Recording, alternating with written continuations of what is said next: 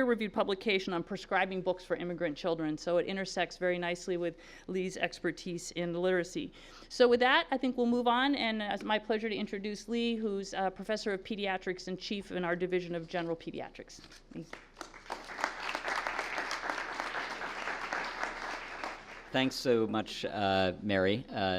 As she mentioned, I do serve as division chief in general pediatrics, which I took over from Fernando. You will be hearing a lot of laudatory comments about Dr. Mendoza, who's been a great mentor to all of us and really a leader in this field of immigration health.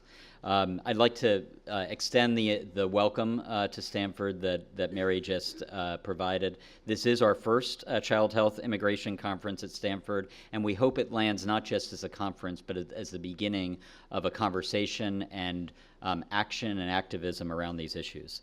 The conference itself was conceived mainly by Fernando, but also in some conversations with Jason Wang, who you'll hear from in a moment, myself and others, in response to a growing chorus of concern. A concern that was voiced by our colleagues, as well as our patients and our families, in response to national political realities, including the most recent shifts in immigration and health policy that have been proposed in Washington. Over the past several months, we've heard this chorus of concerns, and we felt the need to respond. And one of the reasons we felt the need to respond is, in a sense, as Americans, we are all immigrants. We are either immigrants ourselves, we are the children of immigrants, grandchildren, spouses, friends, colleagues, neighbors, and caregivers of immigrants. So we hope this conference sheds some light amidst the heat of many of these conversations on immigration policy and child health policy, and we hope you enjoy it.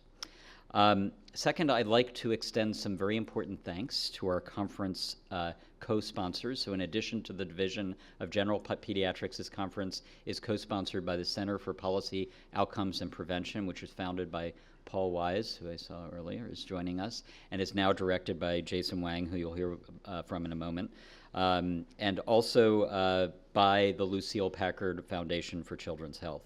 We also have additional co-sponsors, the Center for Population Health Sciences, the Center for Health Policy, the Immigration Policy Lab, the Center for Excellence in Diversity in Medical Education, and the Child Health Research Institute. Should mention Dr. Leonard is also the director of the Child Health Research Institute. Before I introduce Jason, there are also a few very important housekeeping notes. Restrooms, always very important. Restrooms are downstairs to the right and also upstairs on the second floor. There's an overflow room for folks who are going to be joining. We are oversubscribed. Congratulations for getting into the main room, but we're oversubscribed. If you want to head upstairs to the third floor, we have an overflow room. We are going to have plenty of time for questions, but please wait for the microphone to ask your question so that we can hear it, but also because this is being recorded. Finally, please keep to time during the breaks, as we have a packed schedule, you might notice. Turn off your cell phones, and most importantly, enjoy and participate in the show. Please challenge us and our speakers. So I'm going to hand it over to Jason before we hand it over to Fernando. So as I mentioned, Jason Wang serves as director of the Center for Policy Outcomes and Prevention. He's also a professor in the Division of General Pediatrics and a national leader in quality of child health care, mobile health and technology, and many other things. Jason, why don't you come on up here, say a couple words. Thank you. Thank you very much, Lee, and thanks everyone for coming today. Before we get started, I want to share with you a personal account of immigration.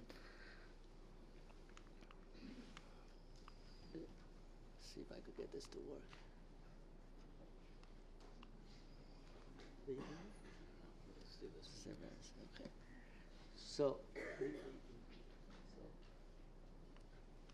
So this is a picture of me 34 years ago.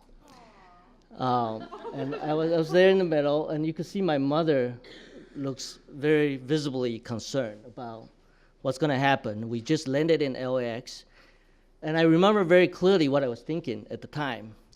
So 1 minute before this picture was taken, I had just discovered that America is a land of opportunity. I returned the luggage cart into the machine, and a quarter came out. So I was thinking, I'm going to look for the next cart. So I was actually try to look for the next cart. So 6 months after this picture was taken, my mother had a medical emergency. She had an ectopic pregnancy, and we had no insurance, so we rushed her into the hospital, and none of us spoke English, so I was the best English speaker, and I had just finished the alphabet. I caught somebody in the hallway, and I started to do gesturing, luckily, she was okay, but we got a $6,700 bill from the hospital 2 days later. And that was sending us to poverty and destitute. And so in Silicon Valley, when you call immigration, you call it a family startup, okay? So we were on our way to this family startup. So we definitely were lucky enough to stay in many people's garages for many years. So 5 years after this photo was taken, I was very lucky. I got accepted to MIT, and then I went to medical school, and actually Janice Lowe, who's here today, helped to train me in medical school at Harvard, and then Elena trained me at UCSF. So now I'm a pediatrician. So I think it's a privilege to be an American, and I think it's an honor to help to co-organize this program, particularly with Fernando and Lee. And before I introduce Fernando, I just wanted to acknowledge the people who really helped to put this conference together, our staff. From CPOP, Bijan, Judy, Zara, Shilpa. From CHPP Corps, Nicole, Nancy. From Population Health Sciences, Rita, Linda, Teresa. And from General Pediatrics, Meg, Michael, Michelle, and Yadira. And so let's welcome our conference chair, Dr. Fernando Mendoza.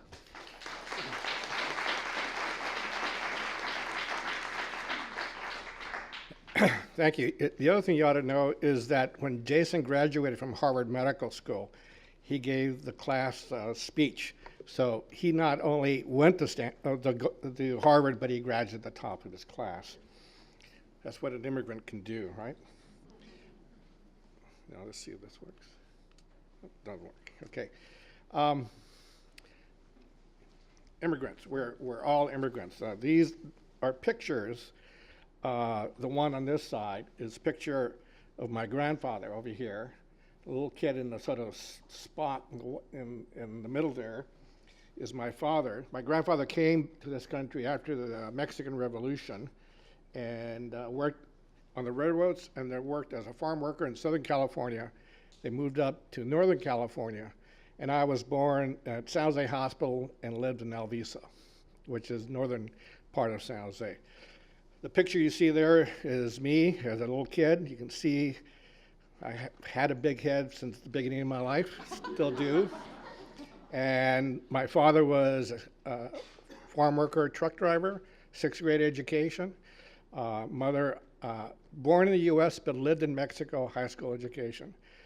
We're standing in front of my grandmother's house where my dad had to make a room in the basement and ended up, that's where we first started to live. Yet he saved money. He bought a house in a place called Willow Glen in San Jose. And part of our conference today is to talk about immigration, but it's going to be focused on this region, particularly focused in Santa Clara County. So why is that important? I grew up in Santa Clara County in Willow Glen, which is not too far from central San Jose. Each ends of my blocks look like this, orchards on both sides, right? What has happened since that time? Well, during that time, there was maybe a handful of languages that were spoken. Today, it looks like this, Silicon Valley. There's 150 languages spoken in Silicon Valley. 2/3 of all the kids in Silicon Valley live in an immigrant family. That's higher than the US, which is 20%, 25%, higher than California, which is 50%. So we live in the middle of diversity. We live in the middle of issues of immigration. So this is why this conference, I think, was so important to us, not just because it's a national issue, but because we live right in the middle of it, and we need to think about what we need to do if we care about kids. So what we're going to try to accomplish today is look at a few issues and sort of compartmentalize them somewhat, but link them. The first one is to provide updates on demography and legal status of children in immigrant families. We have great speakers for that. The second thing, we're going to examine policy research on immigration. How does it work? Does it work? We're going to highlight then what's happening at the state, at the national, state, and local levels with immigration and the policies we're seeing there. We're going to examine the effect of immigration on the healthcare system, the public healthcare system, and education. You know, when we talk about kids, their work is going to school. So we need to know what's happening to them in that context. We'll look at overall what's the health and mental health challenges that we see in immigration issues. And lastly, but perhaps most importantly, we're going to think about what are we trying to do to make it better. And in that context, we're going to look at what the community is trying to do and what we as professionals can and should be doing. So my first speaker, when I started to think about who to ask to talk about the demography, there was only one person that came to mind, Dr. Jeff Passell, who is from the Hispanic Pew Center, Research Center. This center has been really the premier center in the U.S. looking at demography, particularly for Latinos. Dr. Passell has really the most published person in the country with regard to Latino immigration. And as I looked at, who could give us some insights about what we look like now as a nation of immigrants, he really came to the top. He clearly is somebody that I think we can kind of use his data, but also his understanding of this topic and move us forward about how this country looks now and what it's going to look like in the future. So Dr. Passell will give us our initial talk. We'll have him talk for about 30 minutes, and then we can ask questions after that. So thank you.